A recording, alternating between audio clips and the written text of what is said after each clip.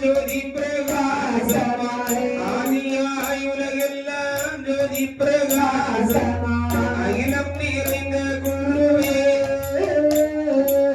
அகிலம் நிறைந்த குருவே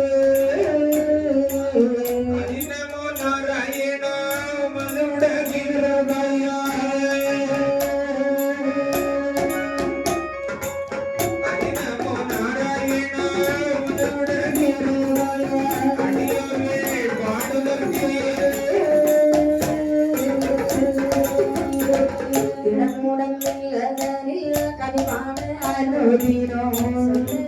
சரஸ்வதியே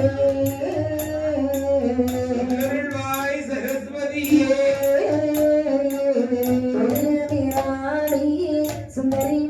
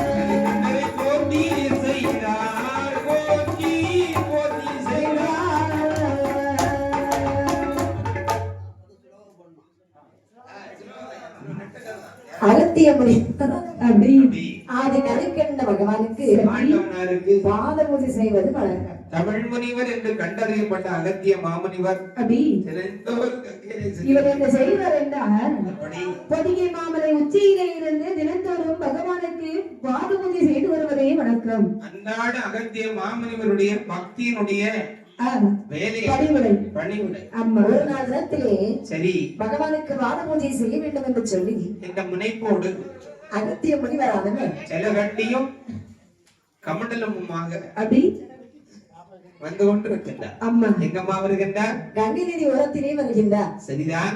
இதை பார்த்தார்கள் கங்காதேவி பொன்னி என்று சொல்லக்கூடிய நதியானவள் இந்த அகத்தியரை கண்ட போது ஏனைய நதிகளை பார்த்து பரிகாசம் பண்ணினார். அடி அங்கே பாருங்கள், உள்ளமாக ஒரு முனிவர் வந்து கொண்டிருக்கின்றார். குருமுனிவரே என்று ஏளனம் படைத்தார். வார்த்தையை காதிலே கேட்ட போது இன்னும் ஏனைய நதிகள் எல்லோரும் சொல்லுகின்றார்கள், அடியே கள்ளி பொன்னி அவரிடத்திலே வைத்துக் கொள்ளாதே, சாதாரணப்பட்டவர் இல்ல,